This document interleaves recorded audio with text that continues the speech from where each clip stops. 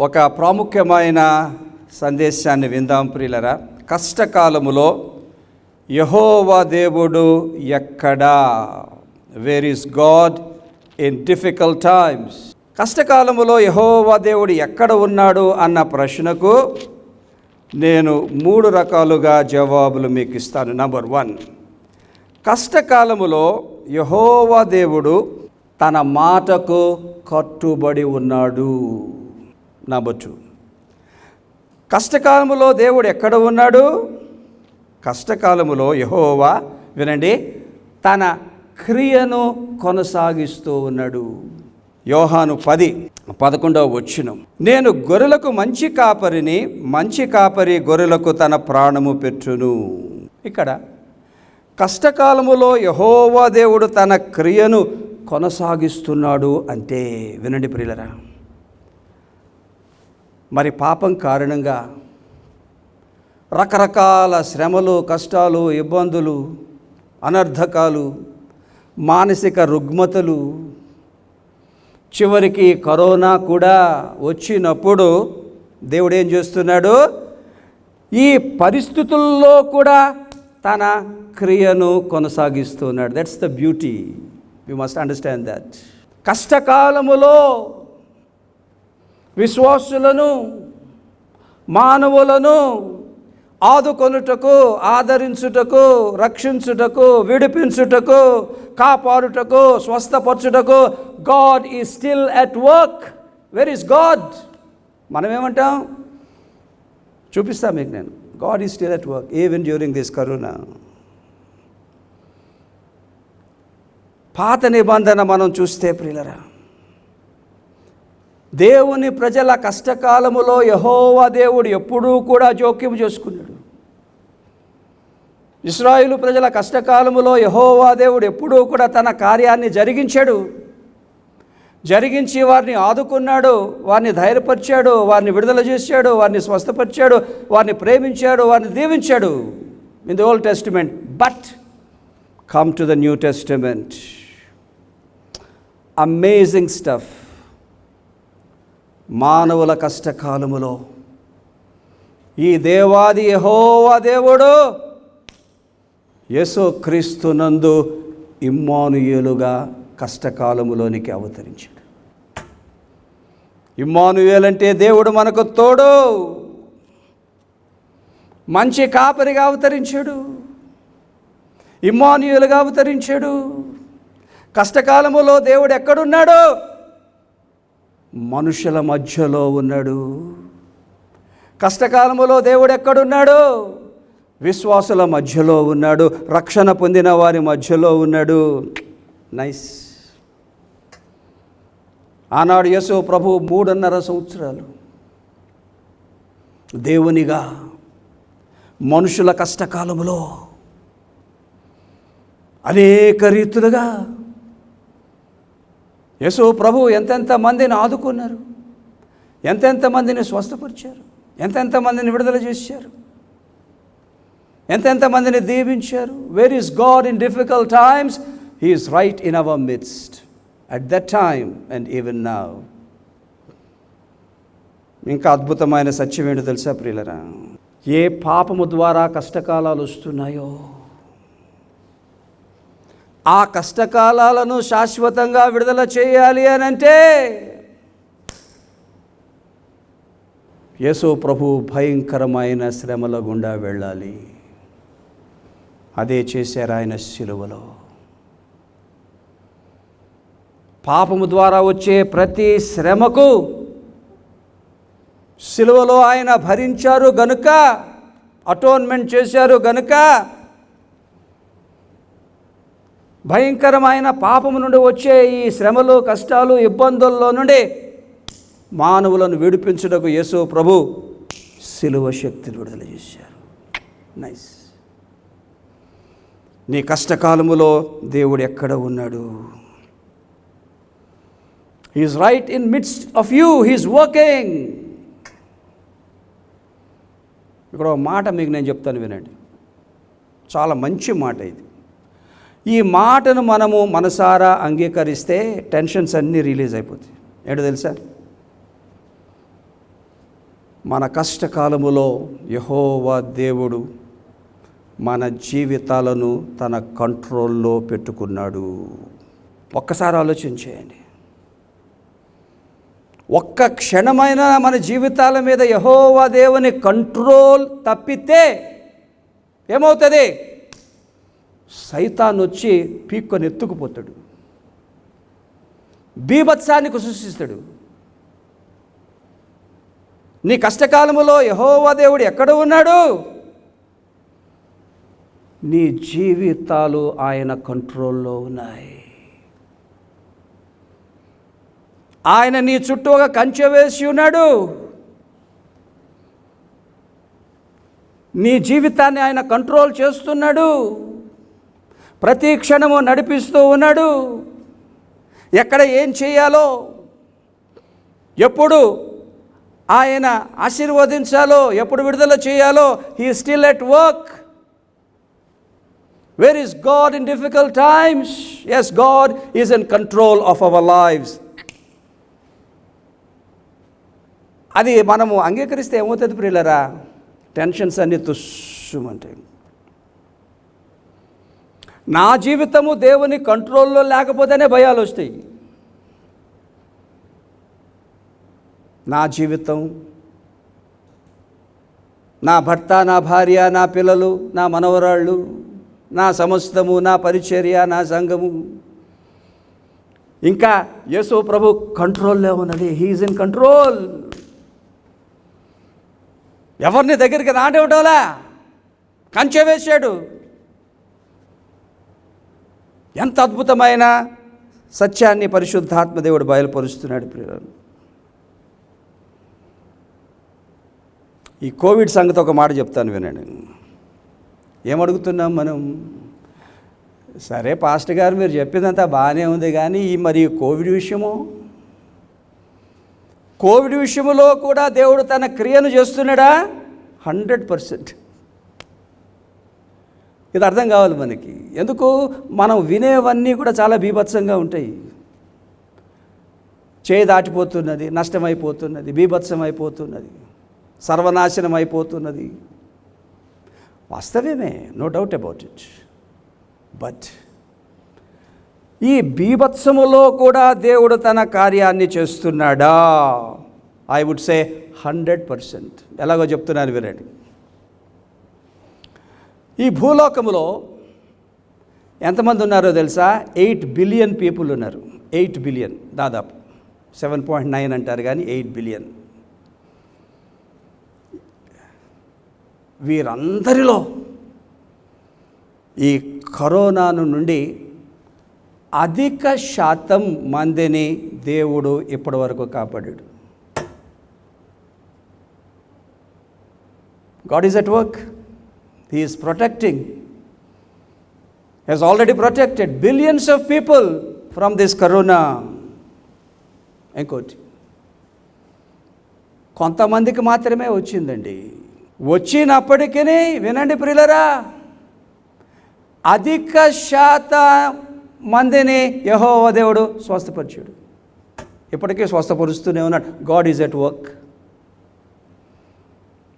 కొంతమంది అంటారేమో, ఈ స్వస్థత దేవుడు క్రైస్తవులకే ఇస్తాడు, అన్యులకి ఇవ్వడని. నో, దేవుడు అందరికీ దేవుడు. అందరం ఆయన పిల్లలమే. మనం రక్షణ పొందిన వారు, వారు రక్షణ పొందని వారు, వారికి కూడా దేవుడే. ప్రపంచమంతటా యేసు ప్రభు నమ్ముకోకుండా కరోనా వ్యాధికి గురైన వారిని కూడా స్వస్థపరుస్తున్నది యేసు ప్రభువే. ఇప్పుడు చెప్తున్నాను వినండి. ఇంతమంది ఇన్ఫెక్ట్ అయ్యారు, చాలామంది రికవరీ అయిపోతున్నారు. ఇన్ఫెక్ట్ అయిన వారిలో మరణించిన శాతం ఎంతో తెలుసా? 1% కన్నా తక్కువే.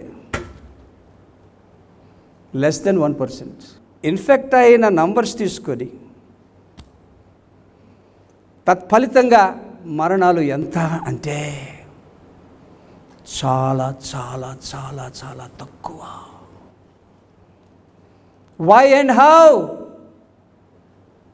God is at work. కానీ ఈ ప్రశ్న వేస్తారు, నాకు తెలుసు, నేను కూడా వేస్తాను. అయ్యా, ఆ 1% కన్నా తక్కువ మంది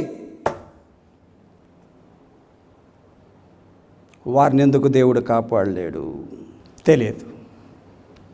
ఒకటి మాత్రం నిజం, పాపము యొక్క తీవ్రత గ్రహించాలి. సేవకులు మరణిస్తున్నారు, రక్షణ పొందిన వారు మరణిస్తున్నారు. ఇంతమందిని స్వస్థపరిచిన దేవుడు వారిని ఎందుకు స్వస్థపరచలేదు? తెలియదు. అందులో కూడా ఒక ఉద్దేశం ఉంది, అందులో కూడా దేవుని జ్ఞానం ఉన్నది. Why God allows an untimely death, there is wisdom of God in it. వినాలి ప్రియులారా, దేవుని జ్ఞానము ఎప్పుడూ కూడా ఒక మంచికే. అది జీవవృక్షం. ఏ మంచో ఏ జీవవృక్షమో ఏ సంకల్పమో తెలియదు, నమ్ముకోవాలి మాత్రమే. అనవసరంగా బాధ పెట్టావు కదా, అనవసరంగా కృంగదీయవు కదా. గతంలో ఒక మాట చెప్పాను, మళ్ళీ చెప్తాను, వినండి. ఆ అకాల మరణము ద్వారా వచ్చే నష్టం కన్నా ఆ అకాల మరణము ద్వారా దేవుడు జరిగించాలనుకున్న మంచే గొప్పది. దేవుని ప్రేమించు వారికి సమస్తమును మేలుకే జరుగును. నైస్. ఏం చెప్పుకుంటున్నాం ప్రియులారా? God is still at work. He has not given up his world, neither has he given up his church, nor has he given up his saved people. God is at work in Jesus Christ. He will continue to work. అతి త్వరలోనే బయటపడతాం. జీవితాలు తెప్పరిల్లుతాయి, మరలా ఆలయాలు తెరుచుకుంటాయి. ఆలయాలు తెరుచుకోవడం కాదు, ఆలయాలు నిండిపోతాయి. ఈ corona ద్వారా వచ్చిన ఒక మేలు ఏమిటంటే, ఈ కరోనా సమయంలో మనము దేవునికి దగ్గరైనంతగా ఎప్పుడూ దగ్గర కాల. చాలా మేళ్ళు ఉన్నాయి, శ్రమల్లో మేళ్ళు ఉన్నాయి, కష్టాల్లో మేళ్ళు ఉన్నాయి. గతంలో మీకు నేను చెప్పాను. ఏం చెప్తున్నాను? God in Christ steps in to human history, in to human suffering to hold the world. అయితే యెహోవా దేవుడు తన క్రియను కొనసాగించాలి అనంటే, చివరికి కరోనా తొలగాలి అనంటే, మన జీవితాల్లో కష్టకాలాలు తొలగాలి అనంటే, వాక్యానుసారముగా మనము చేయవలసిన కొన్ని పనులున్నాయి. ఆ పాయింట్ చెప్పి రెఫరెన్స్ ఇస్తాను, రాసుకోండి, తర్వాత చూసుకోండి. నంబర్ 1, ప్రేయర్, ప్రార్థన చేయండి. కీర్తనలు 50:15. Pray more and more, because prayer releases the work of God. Prayerlessness stops the work of God. Never forget that. Number 2, trust God. యెహోవా దేవుణ్ణి నమ్ముకోండి. ఇర్మియా 39:18. Trust releases the work of God. I am making some very important statements. Faith releases the work of God. Trust releases the work of God. The more trust, more work of God will be released. Number 3, integrity. యథార్థతగా జీవించడం, యథార్థంగా జీవించడం. కీర్తనలు 26:11. కీర్తనలు 26:11. యథార్థత releases the work of God. Integrity releases the work of God. Old testament చూడండి, new testament చూడండి. This is what God is saying. యెహోవా దేవుడు ఇదే అంటున్నాడు. సంఘములో యథార్థత కావాలి, లోకములో యథార్థత కావాలి, పరిశుద్ధత కావాలి. ఎక్కడ యథార్థత ఉంటుందో అక్కడ నేను నా కార్యాన్ని కొనసాగిస్తాను, నేను జోక్యం చేసుకుంటాను, విడిపిస్తాను అంటూ యెహోవా దేవుడు సెలవిస్తున్నాడు. కష్టకాలములో యెహోవా దేవుడు ఎక్కడ ఉన్నాడు? నంబర్ 1, కష్టకాలములో యెహోవా దేవుడు తన మాటకు కట్టుబడి ఉన్నాడు. చూసేసాం. కష్టకాలములో యెహోవా దేవుడు ప్రస్తుతములో కూడా తన విముక్తి క్రియను కొనసాగిస్తూ ఉన్నాడు. అది కూడా చూసేసాం. Number 3, this is very very important అండి. This is so beautiful. Number 3, కష్టకాలములో యెహోవా దేవుడు తన కన్నీరు కారుస్తున్నాడు. యెషయా 63:9 నా యావత్ బాధలో ఆయన బాధ నొందెను, ఆయన సన్నిధి దూత వారిని రక్షించెను, ప్రేమ చేతను తాలిమి చేతను వారిని విమోచించెను. యెహోవా దేవుడు ఇశ్రాయేలు ప్రజల యావత్ బాధలో ఆయన బాధ నొందెను. What a mighty God. ప్రియులారా, ప్రస్తుతము ఎజెకియల్ గ్రంథం చదువుతున్నాం. ఫస్ట్ 24 చాప్టర్స్ అసలు అది చదివితే అంత గుండె జారిపోద్ది అంతే. ఎందుకు? ఇశ్రాయేలు ప్రజల మీదకు దేవుని క్రమశిక్షణ రానయ్యున్నది, వారు చేసే భయంకరమైన కార్యాలను బట్టి. కానీ 25th చాప్టర్లోకి వెళ్ళిపోగానే యెహోవా దేవుడు అంటాడు, నేను మిమ్మల్ని వదలరా, నేను బాగు చేసుకుంటా, మళ్ళా సంపాదించుకుంటా, మళ్ళా నాతోనే ఉండేటట్టు నేను చేస్తా. ఎంత ప్రేమ, ఎంత తాలిమి. ప్రియులరా, ఈ సత్యాన్ని మీరు నేను గమనించాలి. ప్రియులరా, తన ప్రజలు ఏడుస్తున్నప్పుడు దేవుడు నవ్వుతాడా? నో. మానవ హృదయమే తల్లిదండ్రులుగా మన పిల్లలు బాధలో ఉంటే తల్లడిల్లిపోతున్నప్పుడు, తన పిల్లలు బాధలో ఉంటే దేవుడు ఇంకెంత తల్లడిల్లిపోతాడు, ఎంత బాధలో ఉంటాడు, ఎంత కన్నీరు కారుస్తాడు. పాపము ద్వారా వచ్చే ప్రతి శ్రమ కష్టములో కూడా దేవుడు ఏం చేస్తున్నాడు? మనతో బాధపడుతున్నాడు, మనతో ఏడుస్తున్నాడు. ఈ ప్రస్తుతము కరోనాలో మనం ఏమంటున్నాం? ఇంత బీభత్సం జరుగుతుంటే, ఇన్ని ఉపవాసాలతో ప్రార్థన చేస్తుంటే, గుండె బాదుకుంటూ ఉంటే, అసలు నువ్వు కదలటం లేదు ఎందుకు? అసలు నువ్వు ఎందుకు మాట్లాడటం లేదు? లేదు నా బిడ్డ,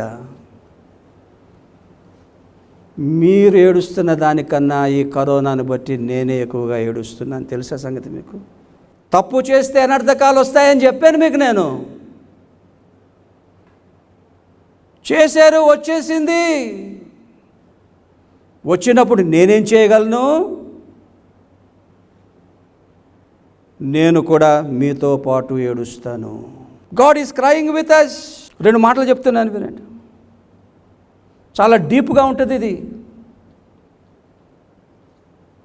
ఎవరు? యెహోవా దేవుడు. ఇంతాక నేను చెప్పినట్టు మానవుల శ్రమల్లోనికి అడుగు పెట్టిన దేవుడు. యేసు ప్రభువు 3.5 సంవత్సరాలు సేవ చేసినప్పుడు ఎన్ని బాధలు, ఎన్ని కష్టాలు, ఎన్ని సైతాను శోధనలు మానవులు ఎదుర్కొంటూ ఉండగా యేసు ప్రభువు నవ్వారా? గంతులేశారా? రాత్రంతయు గంటలు తరబడి ప్రార్థన చేశారు అనంటే తన ప్రజల కన్నీరు చూసి, ఓ పరమ తండ్రి, నీ ప్రజలను నీవు కాపాడాలి అని ఎంత ఏడ్చారో, ఎంత రోదనతో ప్రార్థన చేశారో. అంత రోదనతో ప్రార్థన చేశారు గనక ఆ తండ్రి శక్తి యేసు ప్రభువులోనికి వచ్చింది గనక ఆయన కొండ దిగి రాగానే జనసమూహంలో ఆయన వెంబడించినప్పుడు ఆయన మాట మాట్లాడితే శక్తి, ఆయన కొంగు ముడితే శక్తి, ఆయన చెయ్యి చాచితే శక్తి. Step number 2, this is deepest. మానవుల శ్రమల్లో పాలి భాగస్తుడగుటకు యేసు ప్రభువు రావడం మాత్రమే కాకుండా, ప్రియులరా, పాపం యొక్క శ్రమంతటిని యేసు ప్రభువు సిలువలో భరించారు. He not only participated in human sin, He not only participated in human suffering, but he took the entire suffering on himself on the cross. నా దేవా నా దేవా నా చెయ్యి ఎలా విడిచితివి? గతంలో చెప్పాను, what is the suffering of the cross? The suffering of the cross is nothing else but the suffering of హెల్. పాపం యొక్క జీతము నరకము అనంటే ఆ పాపం యొక్క ప్రాయశ్చిత్తము కూడా నరకమై ఉండాలి. Jesus bore the brunt of hell, the suffering of hell. Why? ఆ శిలువ ద్వారా, ఆ నరకాన్ని భరించుట ద్వారా, పాప ప్రాయశ్చిత్తము చేయుట ద్వారా మానవుల శ్రమల్లోనికి తన శిలువ శక్తిని విడుదల చేయుటకు. The power of the cross only can defeat suffering, only can heal suffering, only can eradicate suffering. Oh what a mighty Jesus we have. He comes not only to participate in human suffering, but he also comes to take on the entire suffering of sin on himself. మానవుల శ్రమల్లో ఆయన పాలిభాగస్తుడై ఉండటం మాత్రమే కాకుండా పాపము ద్వారా వచ్చే శ్రమలన్నిటినీ కూడా శిలువలో ఆయన మోసారు ప్రియులరా. ఎందుకు? విడుదల చేయడానికి. ఏం చెప్తున్నాం? యేసు ప్రభు ఈ కష్టకాలంలో మనతో ఉన్నారు. ఎక్కడున్నారు? మన దగ్గర ఉన్నారు ప్రియులరా. ఆ వాక్యం మళ్ళీ టచ్ చేస్తాను, వినండి. ఆయన సన్నిధి దూత వారిని రక్షించాను. నెంబర్ 1 రాసుకోండి. కష్టకాలములో మన బాధలో యేసు ప్రభు ఆయన కూడా బాధపడుతూ కన్నీరు కారుస్తూ సహాయము చేస్తూ ఉన్నారు. ఎలాగా? ఆయన సన్నిధినిస్తున్నారు. He is giving us his presence. Yes, let us recognize it. నిజంగా కష్టకాలములో దేవుని సన్నిధితో నింపబడితే ఎంతో నిమ్మళత్వం, ఎంతో శాంతి, మనశ్శాంతి వస్తుంది పిల్లలు. Yes, it depends on trust. The more you trust, the more presence of God will fill you. వారిని రక్షించాను. Yes, God has saved us, he will continue to save us. తప్పకుండా ఈ కరోనా మాత్రమే కాదు, ఎన్నో శ్రమల నుండి, కష్టాల నుండి, ఇబ్బందుల నుండి యేసు ప్రభు మనతో ఉండి కన్నీరు కారుస్తూ విడిపిస్తారు ప్రియులరా.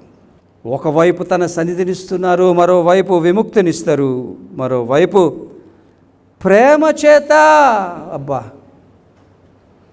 చాలా ఇష్టం ప్రియులరా. నీ కష్టకాలములో యేసు ప్రభు కన్నీరు కార్చే ప్రభు మాత్రమే కాదు, తన ప్రేమతో నిన్ను కౌగిలించుకునే ప్రభు. He will embrace you with his love. బైబిల్లో ఒక మంచి మాట నాకు ఇష్టం, హోషియా గ్రంథంలో. He will quiet you with his love. ఆయన ప్రేమతో నిన్ను నిమ్మలపరచును. Just trust him, just trust him, just surrender, just surrender. నా జీవితం నీ కంట్రోల్లో ఉంది యేసయ్యా, నాకెందుకు భయం? నా సమస్తము నీ కంట్రోల్లో ఉంది, నాకెందుకు భయం అని ఎప్పుడైతే ఆ ట్రస్ట్ చేస్తామో, the love of Jesus will flood our hearts and our minds, and it will really really heal our nerves and our minds and our hearts. తాలిమి చేత కనికరం, కనికరం. యేసు ప్రభువు మన కొరకు బాధపడుతూ కన్నీరు కారుస్తూ ఊరికినే అలా చూస్తున్నారా? No, he is pitying us, mercy.